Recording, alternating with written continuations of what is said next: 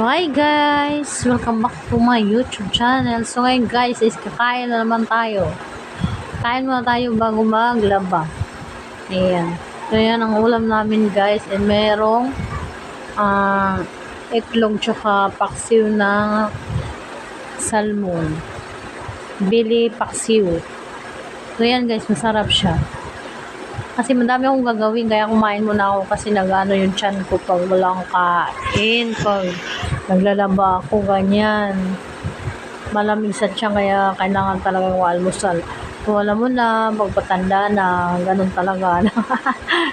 Charing. Oo nga guys, diba? O, kailangan talaga kumain para malagyan ng laman yung tiyan natin bago tayo kumilos sa mga gawain bahay. So, ganun naman ang talaga nanay. Diba? Gumagawa ng mga gawain bahay talaga. Mga nanay na walang pahinga. So, ganun lang talaga. Mamaya naman, na kami. Maglilinis. Tapos, ang laba, maglilinis na naman ang bahay. Oh, yan. Yung kasama ko dyan, si Iching. Si Iching naman, magaling maglinis ang bahay yan, guys. Talagang simot na simot yung mga dumi dyan. Walang nakakaano talaga sa kanya. Wala nakakaligtas. Oo.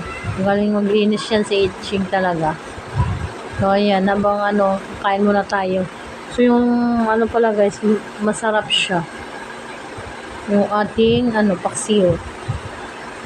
Ayan, subo muna ako guys.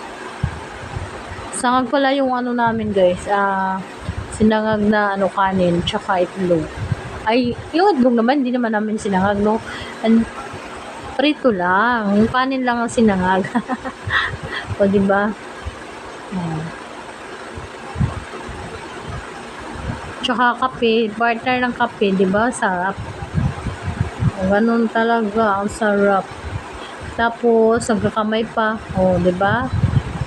Wala na. Ano na yung bahaw dyan? Ubus ang bahaw, taob ng kaldero sa bahaw.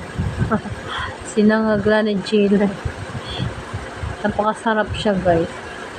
Oh, minsan naman nagkakape kami, lang, tinapay lang pag nag-almusal. Pero pag kasi tulad na medyo may edad na, so kailangan talagang may kailangan talaga may kanin. Oo. Para kasi ang pagkanin, parang hanggang tanghali, hindi ka pagutom. Pero kung tinapay kasi, pa lang, nagugutom na. Oo. So, yun guys. Naramdaman nyo rin ba yun guys? Yung ganong pakaramdam pag nasa ka na, 40s, ganon. So, yung mo, iba na rin pala. So, kailangan ng almusal para malakas yung ating katawan sa mga makasurvive ng isang araw sa mga gawain. So, ganoon talaga, walang day off ang nanay. Ang nanay na masipag gumawa ng mga gawain bahay. O, diba? So, hanggang dito na lang guys. Thank you. Bye-bye.